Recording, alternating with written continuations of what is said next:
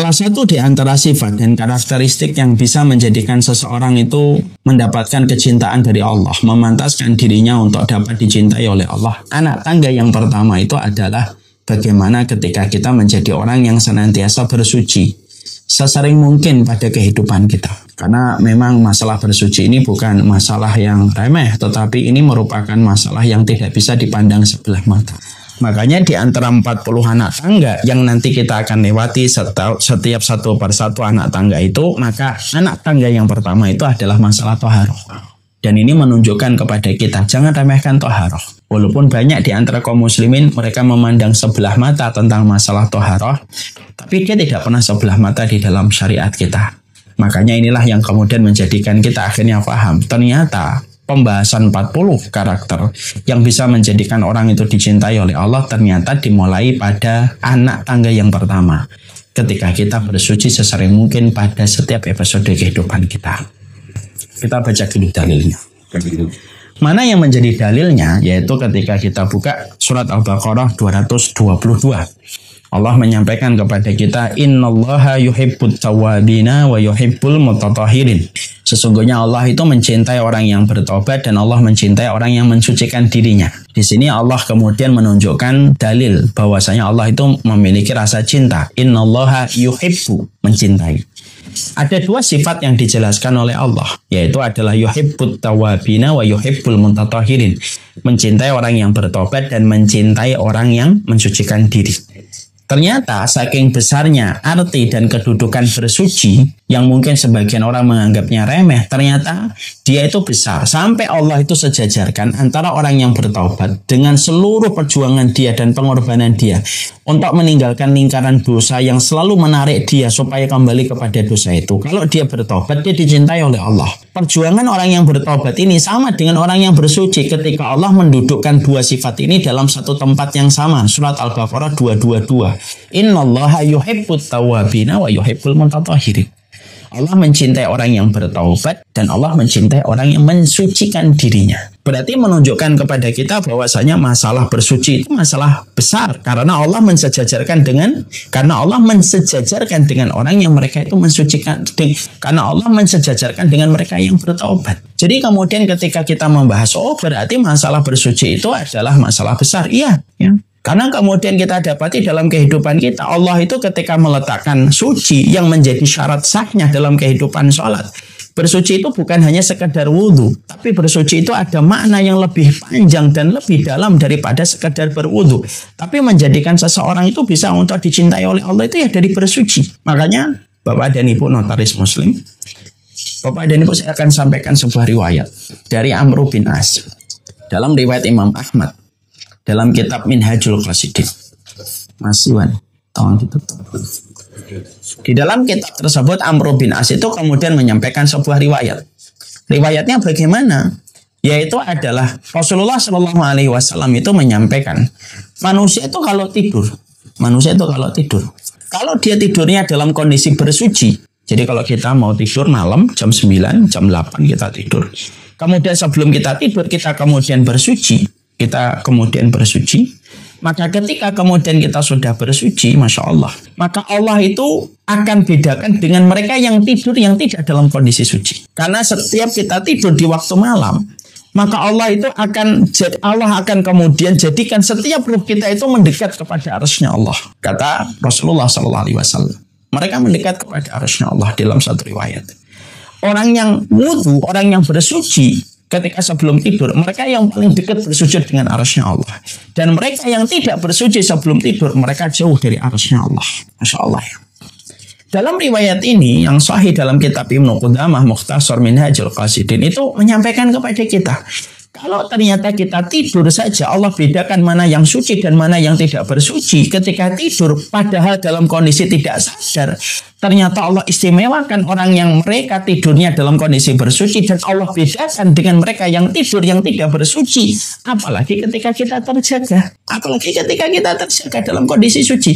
Wong tidurmu saja ketika kamu suci aja Allah bedakan antara orang yang bersuci dengan orang yang tidak bersuci. Allah dekatkan kepada Allah orang-orang yang bersuci itu ketika Allah cabut ruh mereka ketika mereka tidur itu, dan mereka diperintahkan sujud, dan sujudnya paling dekat dengan Allah, dan orang yang tidak bersuci sujudnya paling jauh dari Allah kalau dia seorang mukmin. Dan itu dibedakan dengan masalah bersuci. Disitulah sebuah kesimpulan yang bisa kita ambil. Oh, Masya Allah ya, kalau kamu tidak sadar aja Allah bedakan, apalagi ketika kita sadar. Makanya kemudian masalah kesucian itu bukan masalah remeh. Makanya kemudian saya pernah menjumpai ada salah satu orang yang berkomentar gini, Ustadz, kenapa pembahasan kita masalah toharoh, Ustadz? Kenapa pembahasan kita masalah toharoh ini? Loh, emang kenapa dengan toharoh? Ini kan zaman sudah berbagai macam fitnah, Ustadz. Kenapa masih bahas toharoh? Loh, pembahasan toharoh itu termasuk pembahasan syariat tadi. Pembahasan toharoh juga merupakan bagian dari sebuah kebenaran. Dan banyak orang yang mereka itu menganggap enteng tentang masalah toharoh ketika mereka tidak paham betapa besarnya masalah toharoh dan berapa banyak orang yang meremehkan toharoh. Tapi justru mereka juga tidak paham tentang toharoh dan bagaimana kedudukan toharoh. Padahal di antara komitmen kita untuk mendapatkan cintanya Allah, kalau ingin menjadi walinya Allah, maka hendaklah kamu itu memperhatikan bagaimana toharohmu, kesucianmu. Karena kesucian itu akan mempengaruhi bagaimana kedudukan kita di sisi Allah. Makanya mari kita lihat kepada Bilal. Bilal ini kan hadisnya terkenal. Semua dari kita insya Allah mengetahui dan pernah mendengar hadis Bilal. Ketika pada satu pagi Rasulullah SAW bertanya sama Bilal, ya Bilal, sami'tu dufana alaika fil jannah. Ya Bilal, sesungguhnya aku mendengar suara derap terompahmu di surga. Mana ambil fil Islam? Apa yang kamu lakukan di dalam Islam sampai suara terompahmu itu di surga? Masya Allah, ini dialog yang betul-betul luar biasa ini. Ini kalau frekuensi biasa mungkin jebol, ini saking luar biasanya dialog ini. Rasulullah mengabarkan surga kepada Bilal. Coba kalau kita yang diberitahukan tentang surga, oh sudah kayak apa itu. Lalu Nabi mengatakan, apa yang telah kamu amalkan, apa yang telah kamu lakukan, sampai kemudian kamu dimasukkan oleh Allah ke dalam surga. Itu kan apa? Lihat, perhatikan jawaban penduduk surga Bilal. Bilal tidak menyebutkan amalannya besar. Bilal kemudian tidak mengatakan, oh saya telah berjihad ya Rasulullah, saya telah kemudian menjadi muadzinmu ya Rasulullah, saya telah kemudian menjadi budak pertama kali yang masuk Islam ya Rasulullah. Semua itu pernah dilewati oleh Bilal. Bahkan Bilal pernah ditindih batu oleh Umayyah bin Khalaf sampai mengatakan ahad ketika beliau diperintahkan untuk keluar dari agama Allah, dan beliau tidak bergeming sedikit pun untuk keluar dari agama Allah. Tapi yang menarik adalah seorang yang dikabarkan surga oleh Rasulullah begitu tawadhu betul, dan begitulah penduduk surga. Beliau mengatakan, saya tidak melakukan amalan apapun ya Rasulullah. Ma'amil tu syai'an fil Islam. Saya tidak melakukan amalan-amalan besar ya Rasulullah. Kecuali ya Rasulullah. Kecuali ya Rasulullah, tidaklah saya melewati siang dan malam. Lalu saya berhadas. Dan ketika saya berhadas, saya tidak menunggu waktu sholat untuk wudhu. Saya ketika berhadas langsung wudhu. Dan setelah wudhu habis hadas, kemudian saya sholat 2 rakaat. Dan itulah yang saya lakukan. Lalu Rasulullah membenarkan kesaksian yang disampaikan dan testimoni yang diucapkan oleh Bilal. Itulah yang mendengar. Itulah yang menjadikan sholat terompahmu terdengar di surga.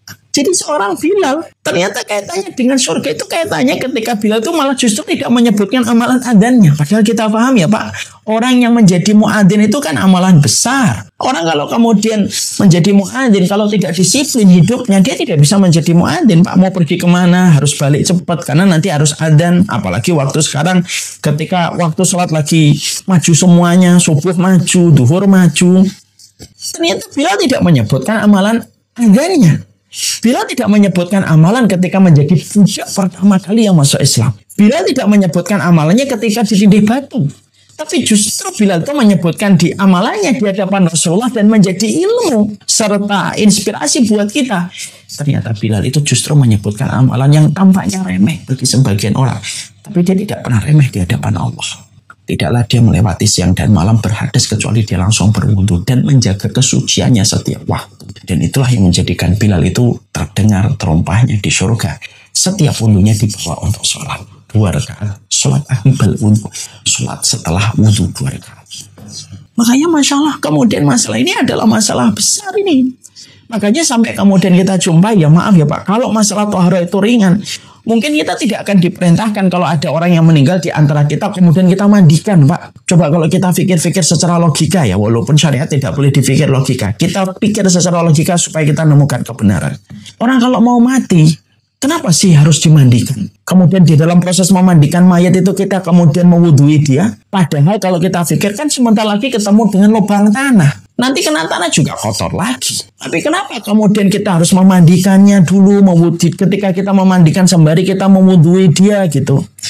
Disitulah kemudian kita akhirnya paham gitu loh.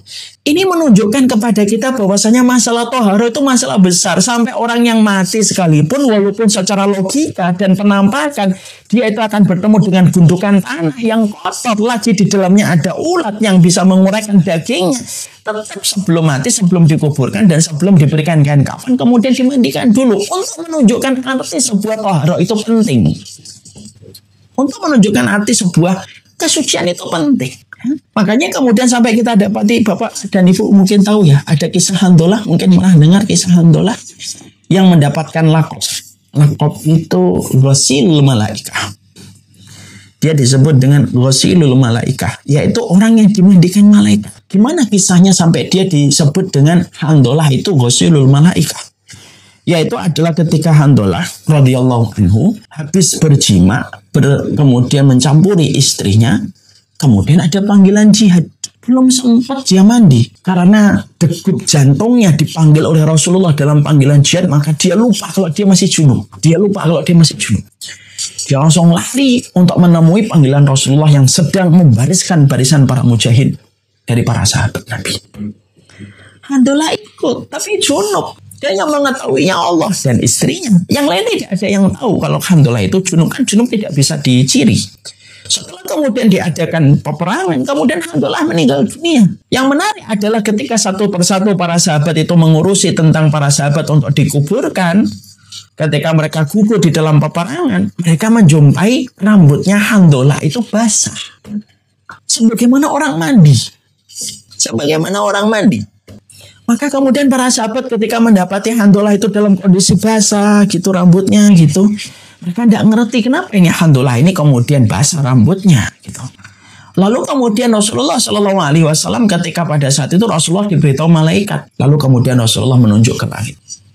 Iya, sahabatmu Handolah ini sedang dimandikan ribuan malaikat di atas langit. Karena dia junub, telah mencampuri istrinya, belum sempat untuk mandi, sudah bergabung dengan kita. Lalu dia menjemput syahidnya. Dan dia sekarang ruhnya dimandikan oleh ribuan malaikat. Masya Allah ya. Kisah ini menjadikan kita terus berpikir, Masya Allah ya. Lalu sampai urusan ruh yang junub itu kan fisik. Jasad yang junub. Ya. Tetapi walaupun jasadnya yang junub, ternyata Allah itu memberikan titah dan amaran kepada para malaikat. Mandikan itu. Handolah. Jasadnya junub. Lalu dimandikan oleh ribuan malaikat. Di mana ketika dia dimandikan ribuan malaikat berefek. Rambutnya pun kelihatan kayak habis dimandikan orang. Kalau kemudian toharo itu bukan masalah gede di hadapan Allah. Tentunya Allah tidak terlalu memperdulikan apakah Handolah ini junub atau tidak junub. Iya atau tidak? Iya. Tapi karena kemudian toharo itu adalah masalah besar. Dan masalah ini adalah masalah yang tidak bisa untuk dianggap kecil. Maka Allah kemudian memberikan sebuah pelajaran yang disampaikan oleh Rasulullah. Nih, aku perintahkan malaikatku untuk memandikan Handolah ruhnya. Supaya dia suci. Kenapa? Memang kesucian itu adalah masalah yang tidak bisa dipandang remeh. Makanya Masya Allah inilah yang kemudian menjadikan akhirnya kita paham. Oh, ternyata di antara 40 anak tangga itu pertama kali itu apa? Innallaha yuhibbut tawwabina wa yuhibbul mutatahhirin. Allah itu senang sama orang yang bertaubat sebagaimana Allah senang sama orang yang bersuci. Allah sejajarkan antara orang yang taubat dengan orang yang bersuci. Padahal kita paham orang taubat itu berat pengorbanan yang harus diberikan karena harus dia meninggalkan banyak kesenangan yang dulu pernah dia nikmati ketika berdosa dan bermaksiat sama Allah. Itu semacam itu ya. Makanya kemudian akhirnya sampai kita menjumpai kan Masya Allah ya. Sampai kemudian Rasulullah Shallallahu Alaihi Wasallam pernah kemudian beliau melewati satu kuburan. Lalu kemudian Rasulullah mengatakan innahuma yu'adzabani wa ma yu'adzabani fi kabir. Sesungguhnya mereka itu diadab di dalam kubur mereka gitu. Yang salah satunya Rasulullah itu menyebutkan apa? Kenapa salah satunya kemudian dihukum oleh Allah di dalam adab kubur? Karena tidak memperhatikan masalah bersuci dari air kencingnya. Sampai menyebabkan seseorang itu bisa mendapatkan siksa kubur, adab kubur. Disebabkan karena dia tidak sempurna di dalam bersuci dari toharo. Dari air kencingnya dari toharo itu. Nah ini kan Masya Allah ya. Makanya kemudian masalah toharo ini Tidak boleh lagi kemudian kita remehkan. Lalu kita mengatakan yang sudahlah toharoh, sudah saya dulu pelajari waktu TPA, SD. Mungkin kita belajar secara globalnya ketika SD. Tapi apakah betul-betul kita merenungi nggak? Kenapa kemudian toharoh itu betul-betul penting dalam kehidupan kita? Makanya di dalam surat Al-Mudaththir kan Allah juga menyampaikan wasiyabaka fatahhir. Ini itu kata Allah kepada Nabi Muhammad. Ya Muhammad, wasiyabaka fatahhir. Pakaianmu tuh lo bersihin, pakaianmu tuh bersihin, sucikan pakaianmu tuh Muhammad. Makanya saking pentingnya tohara itu sampai sholat kita sekhusyuk apapun sholat kita. Tapi kalau kita membawa sesuatu yang najis, kentut, hadas, gak akan diterima. Walaupun kemudian sholat kita itu berlinang air mata. Dan itu dimulai dari tohara. Hanya untuk menunjukkan kepada kita betapa urgennya masalah ini pada kehidupan kita. Ketika kita ingin menetapkan diri kita menjadi deretan manusia, ingin dicintai oleh Allah, perhatikan toharoh kita. Lakukan toharoh sesering mungkin. Dan itu menjadi salah satu sebab kebaikan kita di hadapan Allah. Makanya Masya Allah ya, Allah itu sampai gak suka dengan orang yang junub kan gitu. Makanya Masya Allah, mari kita bedah ya salah satu fatwa ya. Untuk kita ambil dan kita renungkan. Orang itu kalau mencampuri istri di waktu malam ataupun dicampuri sama suaminya, maka kemudian dia ada kondisi berdosa, ada kondisi afdol, dan ada kondisi yang sunnah. Apa kondisi yang afdol?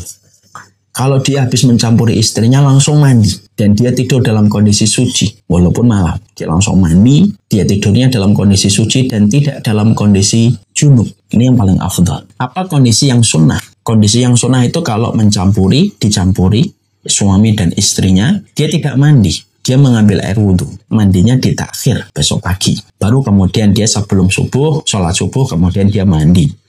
Tetapi malamnya dia diwakili dengan wudhu. Tidak afdal sih, tapi tetap sunnah. Yang dosa, kata Syekh bin Baz rahimahullah ta'ala, yang dosa itu kapan? Kalau habis dicampuri, kemudian tidur. Tidak wudhu, tidak mandi. Dan dia membiarkan dirinya tidur dalam kondisi junub. Dan inilah kondisi yang sebagian para ulama ada yang mengatakan definisinya makruh, ada bagian yang mengatakan termasuk dosa kecil. Masya Allah ya. Kenapa dikategorikan makruh atau termasuk dosa? Karena Allah tidak menyukai kondisi orang yang berlama-lama di dalam junub. Berarti kemudian ini puzzle ini kemudian saya gabung-gabungkan menjadi satu supaya kemudian betul-betul memberikan pengertian kepada kita bahwasanya ya ini masalah yang besar ini. Ini kemudian masalah yang penting dalam kehidupan kita itu adalah ketika kita memperhatikan masalah toharoh kita. Ya. Makanya Masya Allah ya, di dalam salah satu riwayatnya adalah sampai kemudian kita mendapati sahabat-sahabat Ansor itu pun dicintai oleh Allah. Ya, sahabat-sahabat Ansor itu dicintai oleh Allah. Dan apa penyebab sahabat Ansor itu dicintai oleh Allah? Ya karena sahabat Ansor itu paling detail kalau sudah toharoh. Dia itu paling memperhatikan toharoh. Mari kita membaca dalam satu riwayat ya ma'syarul ansor innallaha qad asna alaikum fit tuhur fama tahurukum. Ya, Rasulullah mengatakan ya ma'syarul ansor, hai orang-orang ansor, innallaha qad asna alaikum fit tuhur fama tahurukum. Maka kemudian disampaikan di dalam satu riwayat orang ansor, kata Nabi SAW, ya orang ansor, Allah itu senang, Allah itu muji kalian. Yang dipuji apa? Di dalam kalian bersuci. Orang, kita ambil satu analogi sederhana. Kita kalau muji seseorang itu kan biasanya karena ada satu sifat yang membuat kita kagum. Jadi dirinya yang membuat kita akhirnya memuji. Kalau tidak membuat kita kagum, mungkin kita tidak akan kemudian memuji. Asna itu memuji. Allah sampai memuji qad asna alaikum, kata Rasulullah kepada penduduk Ansor. Itu berarti ada sesuatu yang membuat Allah kagum dari kehidupan Ansor. Yang disebutkan oleh Rasulullah, innallaha qad asna alaikum fit tuhur. Allah itu memuji kalian di dalam kalian bersuci. Fama tuhurukum. Loh, terus kemudian kalian tuh taharohnya gimana sih? Kemudian penduduk Ansor mengatakan natawaddau lis-shalah wa nagtasilu minal janabah wa nastanji bil ma' faqala dzaka fa'alaikum, kata Rasulullah. Maka kemudian orang Ansor ketika didapatkan sebuah kabar gembira yang semacam itu, maka orang-orang Ansor kemudian berkata, ya Rasulullah, kami ini selalu wudu di dalam salat kami. Wa nagtasilu minal janabah, kami selalu memperhatikan ketika kami junub selalu mandi. Wa nastanji bil ma', Dan kami selalu istinjanya menggunakan air. Ketika para sahabat Ansor menjawab itu, perhatikan respon yang disampaikan Rasulullah. Dzaka fa'alaikum. Maka kemudian Rasulullah SAW kemudian mengatakan, Dzaka fa'alaikum. Itu yang menjadikan kalian itu dicintai oleh Allah. Loh, sahabat Ansor, Bilal, Handolah, kejadian ketika kita meninggal lalu kemudian kita dimandikan dulu, itu sudah cukup bagi kita untuk menyadarkan kita dari hal yang tidak kita sadari sepanjang hidup kita mungkin selama ini, bahwasanya kita sering meremehkan tentang masalah tohara, padahal masalah tohara tidak pernah masalah remeh. Loh, sampai kemudian ayatnya pun wasiyabaka fatahhir. Bahkan ketika Nabi Musa akan bertemu dengan Allah itu apa? Disuruh melepaskan sandalnya ketika dia berada pada tebing yang suci. Sampai sholatnya kita walaupun nangis-nangis, kalau kita tidak suci nggak diterima oleh Allah. Allah tidak ada berhajat. Allah tidak akan pernah berhajat kepada sholatnya seseorang ketika sholatnya seseorang itu dalam kondisi dia berhajat sampai dia bersuci. Ya? Itu menunjukkan bahwasanya saya ingin betul-betul ingin memahamkan kepada kita, suci itu besar. Makanya bisa jadi ada manusia yang tampak biasa kita lihat, tapi bisa jadi apa yang kita lihat tampaknya biasa, dia dicintai oleh Allah. Sebagaimana Bilal, justru yang menjadikan Bilal dicintai oleh Allah karena komitmen dia tidak suka berhadas. Lalu kemudian dia langsung ingin untuk mensucikan diri. Innallaha yuhibbut tawwabina wa yuhibbul mutatahhirin. Saya pernah mendapati sebuah kisah nyata, kejadian tentang orang yang masuk Islam gara-gara masalah istinja dan air kencing. Nah, ini menjadi perenungan untuk kita. Ada satu tempat laundry gitu, lalu kemudian mendapatkan dua pelanggan. Yang satu pelanggan orang yang bukan seorang muslim, non-muslim. Yang satu seorang muslim yang taat sama Allah. Nah, laundry ini kejadian sudah lama sekali, mungkin laundrynya masih konvensional ya. Kemudian yang menarik adalah yang non-muslim itu tampilannya wangi, parlente dan lain sebagainya. Yang muslim biasa, nggak separlente tapi orangnya rapi juga. Setiap mereka menitipkan pakaian celana untuk kemudian di laundry, ada yang menarik perhatian dari orang yang ada di tempat laundry, yang bertugas di tempat laundry. Dia selalu kemudian mendapati bahwasanya kenapa yang satu itu tampilannya menarik, orangnya wangi, tapi ketika beliau mencuci celananya selalu tercium bau agak pesing. Kenapa yang satu tidak terlalu sewangi yang pertama, tidak separlente yang pertama, tapi celananya tidak terlalu bau gitu. Akhirnya kejadian itu membuat dia berpikir terus. Setelah dia berpikir terus, akhirnya dia memberanikan untuk bertanya kepada muslim yang kemudian celananya nggak bau. Dia berani bertanya gitu. Kenapa ya Pak, saya itu kalau mencuci celananya Bapak ini nggak bau? Ada beberapa pelanggan saya itu bau agak amis ketika itu, bau kencing gitu. Kemudian pelanggan ini kemudian berkata, iya, karena sebagai muslim kami betul-betul diberitahu oleh Rasul kami bahwasanya tidak boleh ada air kencing yang menetes. Karena nama lain dari air kencing itu adalah adab kubur. Lalu dia jelaskan bagaimana Islam itu menjaga istinja, bagaimana memiliki cara toharoh dan lain sebagainya. Lalu setelah diberitahu itu, tidak terlalu lama orang ini mikir terus. Dan tidak lama setelah itu kemudian dia memutuskan masuk Islam. Kenapa? Dia berpikir, kok sampai urusan kencing dan tetesannya aja difikir. Maka dia tidak pernah menjumpai referensi pada keyakinan apapun yang sedetail ini mengatur, kecuali ada pada Islam. Dan akhirnya beliau masuk Islam. Ini kalau Masya Allah ya, kalau kita berikan judul ya sinetronnya apa? Sinetron religi. Masuk Islam gara-gara kencing. Tapi ini kemudian menunjukkan kepada kita bahwasanya Masya Allah ya, inilah yang kemudian menjadikan kita paham. Ternyata ini harus betul-betul kita perhatikan nih pada kehidupan kita, masalah air kencing ini, istinjanya, dan kemudian bagaimana toharohnya. Kita harus kemudian menggali kembali, karena sesungguhnya ini merupakan bagian dari runutan 40 karakter yang harus kita lakukan supaya memantaskan diri kita dicintai oleh Allah Subhanahu wa taala. Makanya di sisi yang lainnya kita juga harus paham ya, walaupun banyak di antara kita meremehkan tentang masalah toharoh, tapi fakta data yang ada ternyata kemudian tidak setiap orang itu paham tentang masalah bagaimana toharoh. Mungkin dia paham toharoh secara global, tapi tidak paham bagaimana fikihnya toharoh. Padahal ini kan juga penting. Saya ambilkan contoh-contoh yang gampang. Kita kan sering ya, ada orang kencing di urinoir. Tahu urinoir ya? Urinoir itu tempat kita kencing biasanya di kantor-kantor ada. Sebenarnya boleh nggak kita kencing di urinoir? Boleh, nggak apa-apa. Tetapi kencing di kamar mandi tentunya lebih afdal, lebih baik, lebih utama. Kalaupun kita terpaksa kencing di urinoir karena apa? Biasanya karena sudah kepepet, sudah di ujung, lalu ternyata yang di kamar mandi nggak segera keluar. Sudah kita pakai urinoir. Tapi kemudian ketika kita memakai urinoir ini, tentunya kita harus paham loh, kita harus ngerti loh, memakai urinoir ini loh. Kita silahkan pakai urinoir, tapi kita harus paham. Setiap percikan air kencing itu bisa menyebabkan azab kubur. Setiap percikan dari air kencing bisa menyebabkan azab kubur. Orang kalau kemudian dia kencing di urinoir, logikanya adalah kalau pas rame, biasanya kemudian dia akan menempel terus. Dia akan pepetkan tubuhnya ke urinoir supaya auratnya tidak kelihatan. Terutama ketika mungkin urinoirnya tidak dipasang filter, yaitu filter plastik yang biasanya bisa untuk menahan dari percikan.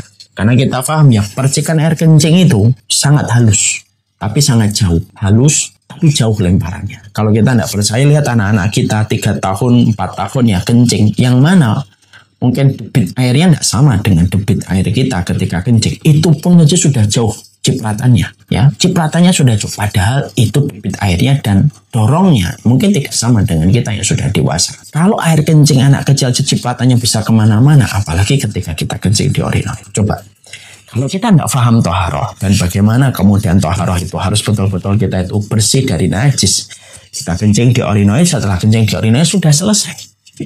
Tanpa kita merasa khawatir adakah percikan di celana kita dan baju kita yang kita hadapkan ke urinoir. Ya kan? Kita langsung wudhu biasa. Padahal sangat besar sekali kemungkinan di atas 50% ada percikan-percikan dari air kencing yang baru saja kita keluarkan ketika kita menempelkan badan kita dan mendekatkan badan kita ke urinoir, itu ciprat ke baju atau ciprat kemudian ke celana. Kita meremehkan, kita menggampangkan, kita langsung sholat. Setelah kemudian kita sholat, kemudian kita tidak memperdulikan apakah ada percikannya atau tidak. Sholatnya dikhawatirkan tidak diterima sama Allah. Malaikat raqib tidak bisa mencatat. Karena apa? Syarat sahnya tidak terpenuhi ketika bersih dari najis. Apa yang kemudian harus kita lakukan, Ustaz? Kalau kita paham toharoh, maka yang kita lakukan apa? Yang kita lakukan adalah pertama kali setelah kita kencing terpaksa di urinoir, kita ambil air, kemudian air yang ada kemudian di telapak tangan kita ini kemudian kita usap-usapkan, kita ciprat-cipratkan ke baju dan celana yang kira-kira ada kemungkinan besar terciprat dengan air kencing. Bersihkan itu, ciprat-cipratkan lagi, bersihkan lagi. Baru setelah itu kita ambil air wudhu. Itu bentuk ikhtiyat. Itu bentuk kehati-hatian kita terhadap apa yang mungkin bisa membatalkan sholat kita dan tidak bermanfaat wudhu kita. Ini kan kemudian masalah yang tampaknya kecil. Iya, memang tampaknya kecil, tapi itu penting. Dan itu bisa mempengaruhi sholat kita. Dan banyak di antara kita yang belum paham. Ada orang yang kemudian mereka sudah nikah bertahun-tahun, tata cara dan mandi junub pun kadang-kadang masih belum paham. Orang menganggap bahwasanya mandi junub ya tinggal mandi aja. Padahal mandi junub walaupun memang sah dengan kita mengguyur seluruh badan kita, tapi juga kemudian kita juga paham ya bahwasanya di dalam mandi junub itu ada step-step sunnah yang kalau kita lakukan lebih sempurna. Banyak orang yang tidak ngerti stepnya apa, Ustaz. Ya dikiranya namanya mandi junub ya mandi aja. Betul, memang kalau mandi doang kata Imam Syafi'i itu kemudian tuh memang hanya mandi mengguyur saja itu sudah cukup, sudah sah. Tapi kalau kita mengamalkan step-stepnya itu akan menjadi lebih baik karena Rasulullah melaksanakan step-step itu ketika beliau mandi junub. Jadi akhirnya apa? Akhirnya ketika kita datangkan satu persatu fakta-fakta di lapangan, kita ini baru paham, oh ternyata kita walaupun harus sering kita remehkan, tapi ternyata juga kita banyak belum paham. Kan begitu. Kita misalkan kemudian mencuci baju. Kita ini kadang-kadang mencuci baju itu yang kita lakukan itu apa? Kita mencuci baju, ini ember gitu ya, misalnya ini ember, kita kasih air, keran, kemudian kita langsung kasih sabun, langsung kita masukkan pakaian. Yo oke, kalau pakaiannya tidak ada najis, tidak apa-apa. Kalau pakaian ada najis dari kencingnya anak, bisa nggak air sabun itu membersihkan najis itu? Coba kalau kita pikir, bisa nggak? Tidak bisa, Pak. Loh, kenapa nggak bisa air sabun itu membersihkan dari najis, Ustaz? Airnya tidak dalam kondisi air suci, Pak. Dia sudah berubah rasa, berubah warna, berubah bau. Itu sebagaimana air teh. Air suci tetapi tidak mensucikan. Air teh itu kan air suci, tapi tidak mensucikan. Sama kayak sabun. Sabun itu air suci tapi tidak mensucikan. Sudah berubah warna, sudah berubah bau, sudah berubah sifat. Nah, terus yang benar gimana? Yang benar ketika kamu tahu ini ada pakaian-pakaian ada najisnya, masukkan dulu ke ember yang putih, air yang suci, mensucikan, dikucek dulu sebentar.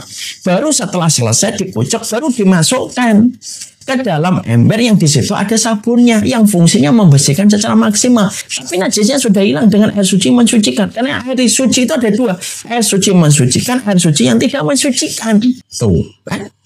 Jadi ternyata dari masalah sesederhana ini saja ternyata kemudian banyak di antara kita tidak notice, tidak perhatian. Ya karena kemudian kita selama ini tuh menganggapnya cuma masalah bersuci, masalah gampang gitu. Loh jangan gitu, banyak orang dewasa sudah jadi bapak-bapak ketika wudhu di sininya masih kering, Pak.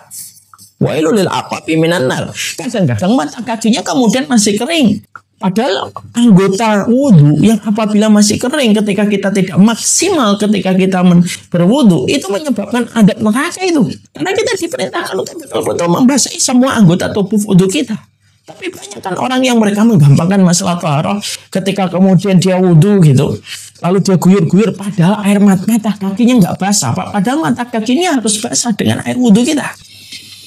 Dan banyak sederet masalah yang apabila kemudian kita datangkan setiap satu persatu satu fakta ini membuktikan kepada kita. Oh ternyata walaupun kita sering sesumbar masalah toharo itu adalah masalah yang gampang, remeh. Tapi sejatinya banyak di antara kita yang tidak paham. Ya, makanya ini yang pertama saya bahas. Supaya kemudian kita ini betul-betul paham. Jangan remehkan masalah toharo. Jangan remehkan masalah toharo. Karena toharo memang tidak remeh. Toharo itu tidak masalah kecil. Kalau toharo itu remeh, tidak dijadikan sholat yang menjadi tiang agama. Syaratnya itu pada toharo. Karena kemudian toharo itu masalah besar. Makanya urusan sholat itu kemudian dijadikan syarat sahnya sholat itu adalah dengan kita bersuci. Sampai setingkat hamdalah dimandikan para malaikat. Sampai kemudian orang yang berwudu ketika sebelum sholat, sebelum tidur dibedakan dengan orang yang tidur dalam kondisi tidak berwudu. Kalau kondisi tidak sadarmu saja Allah bedakan mana yang bersuci dan mana yang tidak bersuci. Apalagi dalam kondisi sadar kita. Nah inilah yang kemudian menjadikan kita. Ya kan? Makanya Masya Allah bersuci itu nanti ruangnya banyak. Tapi saya nanti nggak membahas banyak. Tapi jelaskan tentang masalah wudhunya, nanti mandi junubnya, bagaimana kita bacakan hadisnya. Setidaknya kita, yang pertama, kita ini aware bahwasanya bersuci itu bukan masalah yang biasa. Yang kedua, ya kita melihat kembali referensinya supaya betul-betul kita mampu menjadikan kita menjadi orang yang bersuci dengan apa yang kita lakukan. Menjemput cintanya Allah tidak selalu berat, tapi kadang-kadang faham ilmunya. Salah satunya dengan kita bersuci. Ya. Nanti insya Allah kita akan bahas wudhu, ya, wudhunya itu kayak apa ya. Terus kemudian kita bahas najis itu apa sih, baik yang disepakati para ulama ataupun yang diperselisihkan. Tentunya nanti tidak usah kita itu tidak usah bagi kita nanti memperdebatkan khilaf di antara para ulama. Kan sudah saya sampaikan pada mukadimah yang kedua. Nanti kalau kita belajar jangan menempatkan masalah khilaf itu menjadi sebuah sebab permusuhan. Fikih itu luas, yang sempit itu hati kita. Ya. Nanti kita akan sampaikan hadisnya, lalu kita kaji apa itu najis, bagaimana wudhu mandi junub itu gimana, lalu bagaimana tayamum. Nah itu akan kita sampaikan di part yang kedua. Masih di golongan yang pertama, orang yang dicintai oleh Allah, yaitu adalah mereka yang senantiasa selalu bersuci sesering mungkin, sebanyak mungkin dalam setiap kesucian mereka. Makanya Masya Allah ya, makanya sampai urusan wudhu saja para ulama salaf itu, para ulama dulu itu berkata begini. Sampai kemudian para ulama itu berkata begini. Orang dari wudhu saja sudah ketahuan apakah dia faham agama ataukah tidak. Dari dia membuka keran itu sudah ketahuan dia faham agama atau tidak. Kalau dia sederhana, hemat ketika memakai air, walaupun air itu gratis didapatkan dari perut bumi, tapi Rasulullah itu tidak pernah mengumbar-ngumbar air wudhu. Tapi kalau dia memakai air wudhunya sederhana, hemat, dari situ sudah ketahuan dia adalah orang yang faqih di dalam agama. Inilah yang kemudian menjadi titik perhatian kita. Semoga Allah memberikan keberkahan untuk kita. Semoga ada kebaikan dalam setiap apa yang kita pelajari. Dan kita baru membahas yang pertama. Yaitu orang yang dicintai oleh Allah, karakteristiknya adalah mereka yang senantiasa mensucikan diri mereka. Mensucikan diri mereka dari najis, dari hadas. Kemudian nanti kita bahas apa bedanya najis dengan hadas. Banyak orang yang tidak paham kan. Kadang-kadang orang itu ditanya, apa bedanya hadas dengan najis? Tidak bisa dia menjawab dan mendefinisikan. Ya najis itu hadas, Ustaz. Hadas itu najis. Ya enggak. Najis, hadas. Nah, ini kan semakin menjadikan kita mengeksplor ya. Ternyata memang betul ya. Kalau yang pertama, termasuk orang yang kemudian kita, termasuk karakteristik yang kita harus pelajari adalah bagaimana menjadikan diri kita dicintai oleh Allah. Dan itu dimulai dari toharohmu sebagai seorang hamba. Tanda kesucian itu proses menuju kepada kesempurnaan cintanya Allah. Jangan pernah mengharapkan cintanya Allah kalau kemudian kita menjadi orang yang meremehkan toharoh. Jarang toharoh karena Allah. Sesering kita toharoh tanpa menunggu waktu sholat. Baru kita toharoh, tapi sesering mungkin kita toharoh. Itu ternyata tidak ringan. Saya pernah mencoba melakukan apa yang pernah dicontohkan oleh Bilal. Tapi ternyata memang tidak ringan itu. Kita ini baru semangat toharoh ya kalau mau sholat. Kalau tidak sholat ya malas toharoh. Kencing ya kencing aja, tidak langsung wudhu. Makanya jangan dianggap remeh masalah semacam ini. Wassalamualaikum warahmatullahi wabarakatuh. InsyaAllah kita akan bahas part yang kedua. Karakteristik orang yang dicintai oleh Allah Subhanahu wa Ta'ala.